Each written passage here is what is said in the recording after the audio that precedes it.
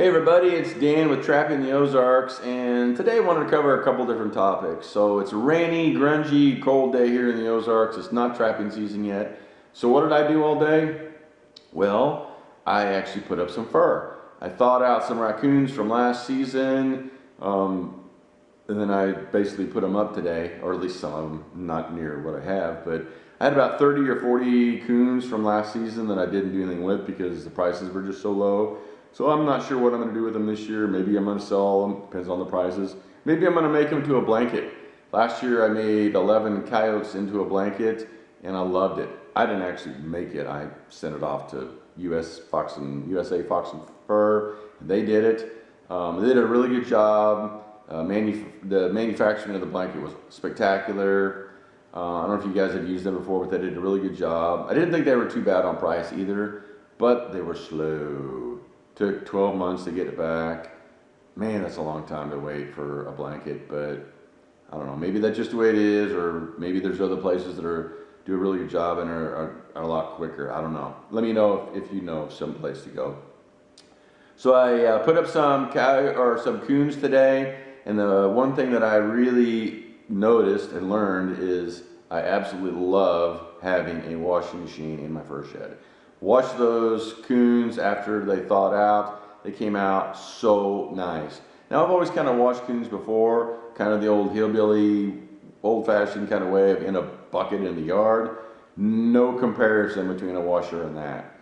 If you have a fur shed and you have a place to put a washer in, do it.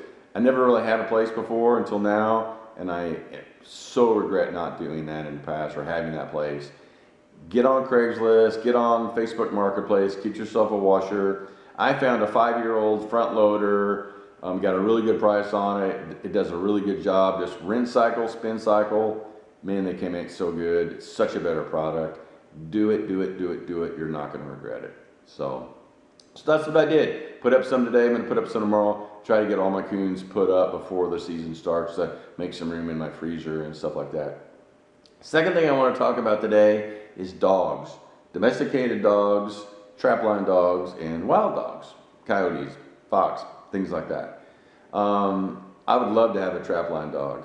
For those of you that see my videos with Jetta, she's obviously not going to be a trapline dog. Not because she's not smart, because she is. She learns tons of tricks. She prays before she eats. She's a smart dog. She rounds up chickens. She's a really smart dog. We've taught her all kinds of stuff. But she gets car sick. And I thought she'd grow out of it, but she hasn't. She's 2 years old now. Throws up every time I take her in the truck.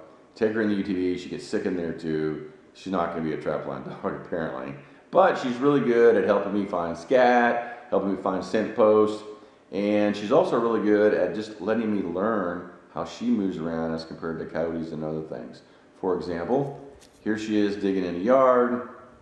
And what I really like about her is the fact that she acts just like a coyote or a fox would. I've seen them on game camera doing the same thing where they switch back and forth between their right paw, left paw, and dig and dig and dig. And then if you look at the dirt hole that she makes, I mean, that is what a dirt hole probably should look like, because it's natural. Mine don't always look like that. I'm going to try, the ones that I try to blend in, I'm going to try to make it look more like this. More of like the trench kind of look in the front versus a wider spot where it just doesn't look natural, right? So there's something to be learned from our domestic dogs, because they really do act kind of like coyotes and foxes, right? So excellent learning opportunity there. The second part about dogs is really just kind of a rant.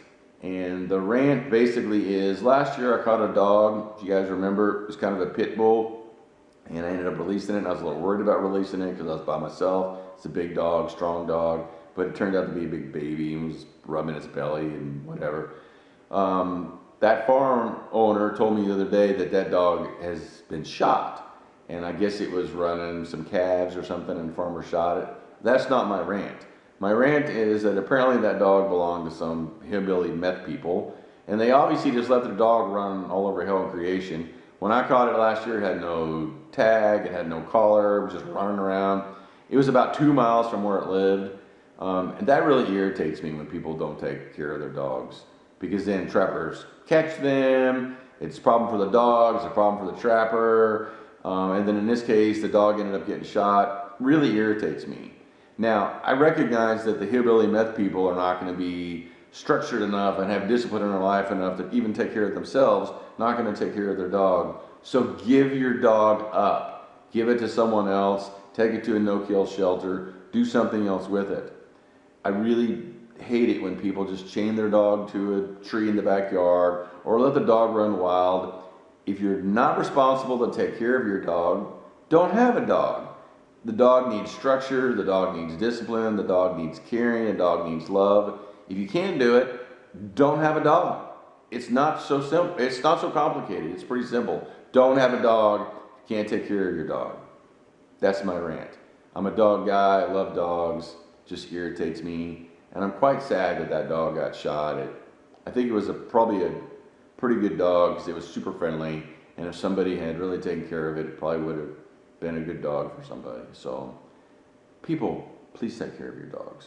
All right, I'm pumped about trapping season. I'm ready to go. Hopefully you are too. So have a good rest of the weekend and we'll see you soon.